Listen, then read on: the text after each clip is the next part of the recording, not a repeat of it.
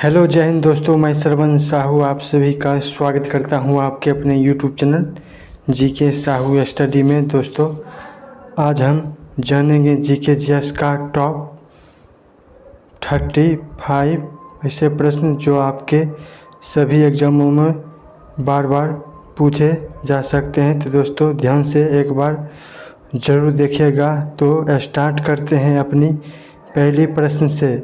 पंचवर्षीय योजना का विचार किस देश से लिया गया था? तो दोस्तों पंचवर्षीय योजना का जो विचार लिया गया था वो रूस देश से लिया गया था। ऑप्शन नंबर ए जो बिल्कुल सही जवाब हो जाएगा। चलिए अगली प्रश्न की ओर बढ़ते हैं।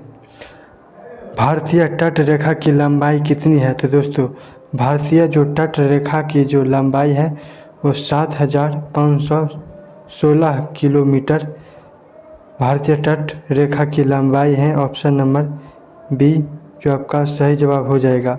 चलिए अगली प्रश्न की ओर बढ़ते हैं। राजा राम मोहन राय को राजा की उपाधि किसने प्रदान किया? तो दोस्तों राजा राम जो मोहन राय को जो उपाधि प्रदान जो कराया था वो अकबर द्वितीय ने उपाधि प्रदान किया था। ऑप्शन नंबर सी जो आपका बिल्कुल सही जवाब हो जाएगा। चलिए अगला प्रश्न है, सौरमंडल का सबसे गर्म ग्रह कौन सा है?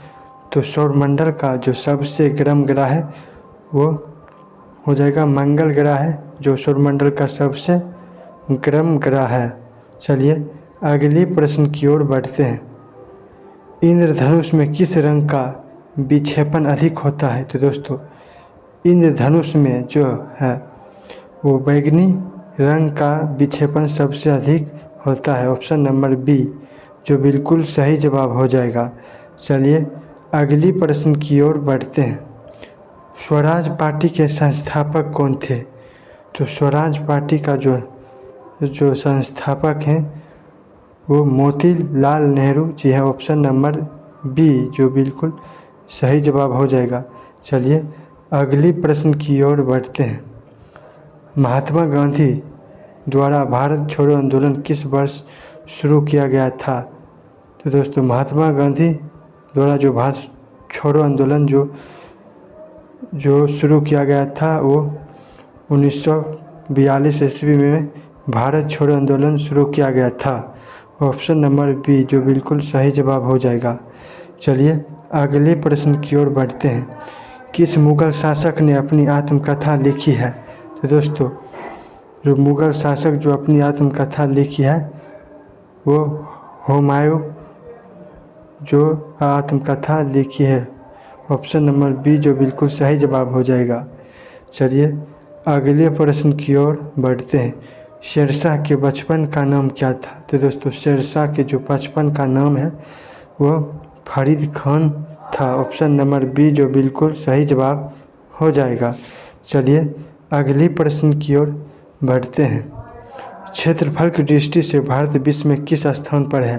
तो दोस्तों क्षेत्रफल की दृष्टि से जो भारत विश्व का जो है वो 7वां स्थान है। ऑप्शन नंबर बी जो बिल्कुल सही जवाब हो जाएगा। चलिए अगला प्रश्न की ओर बढ़ते हैं। भारत देश कब आज़ाद हुआ था? तो दोस्तों भारत देश जो आज़ाद हुआ था वो 1947 ईस्वी में भारत देश आज़ाद हुआ था। चलिए अगले प्रश्न की ओर बढ़ते हैं। भारत की सबसे चौड़ी नदी कौन सी है? दोस्तों भारत का जो सबसे चौड़ी नदी है वो ब्रह्मपुत्र नदी है, जो भारत की सबसे चौड़ी नदी है। चलिए अगले प्रश्न की ओर बढ़ते हैं। किस तारीख को सविनय अवज्ञा आंदोलन प्रारंभ किया गया था? तो दोस्तों सविनय जो अवज्ञा आंदोलन जो प्रारंभ किया गया था वो 12 मार्च 1930 ईस्वी को प्रारंभ किया गया था। ऑप्शन नंबर सी जो बिल्कुल सही जवाब हो जाएगा। चलिए अगले प्रश्न की ओर बढ़ते हैं। वास्को डी गामा भारत कब आया था?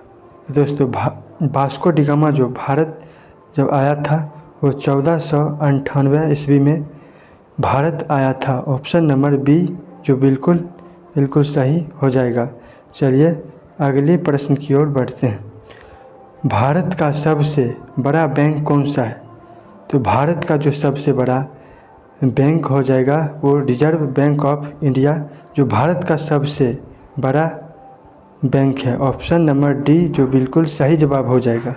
चलिए अगले प्रश्न की ओर बढ़ते हैं। रॉलेट एक्ट को किस वर्ष पारित किया गया था? तो रॉलेट एक्ट जो वर्ष पारित किया गया था वो 1919 ईस्वी में रॉलेट एक्ट पारित किया गया था। ऑप्शन नंबर ए जो बिल्कुल सही जवाब हो जाएगा। चलिए अगले प्रश्न की ओर बढ़ते हैं। भारत का राष्ट्रीय गान पहली बार कब गाया गया था? तो भारत का जो राष्ट्रीय गान पहली बार गाया गया था वो 1911 ईस्वी में राष्ट्रीय गान पहली बार गाया गया था। ऑप्शन नंबर बी जो बिल्कुल सही जवाब हो जाएगा। चलिए आपका अगला प्रश्न है, भारत का राष्ट्रीय गान पहली बार कहाँ पर गाया गया था? तो भारत का जो राष्ट्रीय गान पहली बार गाया गया था कोलकाता में भारत का राष्ट्रीय गान पहली बार गाया गया था। ऑप्शन नंबर ए जो बिल्कुल सही जवाब हो जाएगा। चलिए अगले प्रश्न की ओर बढ़ते हैं। दोस्तों ये सभी प्रश्न आपके एग्जामों के लिए इम्पोर्टेंट साबित हो सकते हैं, याद रखिएगा। कोणार्क सूर्य मंदिर का निर्माण किसने कराया था? तो कोणार्क जो सूर्य मंदिर का जो निर्माण करवाया था वो नरसिंह देव प्रथम के द्वारा करवाया गया था। ऑप्शन नंबर बी जो बिल्कुल सही जवाब हो जाएगा। चलिए अगले प्रश्न की ओर बढ़ते हैं। क्वेश्चन नंबर 20, भारत का राष्ट्रीय गान कितने सेकंड का होता है? तो भारत का जो राष्ट्रीय गान जो होता है वो 52 सेकंड का राष्ट्रीय गान होता है। ऑप्शन नंबर ए जो बिल्कुल सही जवाब हो जाएगा। चलिए अगले प्रश्न की ओर बढ़ते हैं। भारत का सबसे लंबे समय तक राष्ट्रपति कौन रहे हैं?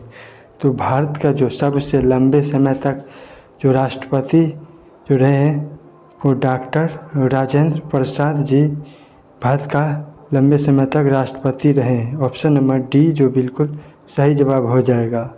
चलिए अगले प्रश्न की ओर बढ़ते हैं। भारत में पहला संविधान संशोधन कब हुआ था? तो भारत में पहला जो संशोधन जो हुआ था वो 1951 ईस्वी में भारत में पहला संशोधन हुआ था। ऑप्शन नंबर ए जो बिल्कुल सही जवाब हो जाएगा। चलिए अगले प्रश्न की ओर बढ़ते हैं। भारतीय संविधान के पिता किसे कहा जाता है? तो भारतीय जो संविधान जो पिता कहा जाता है वो डॉक्टर भीमराव अंबेडकर जी को भारतीय संविधान का पिता कहा जाता है। ऑप्शन नंबर बी जो बिल्कुल सही जवाब हो जाएगा।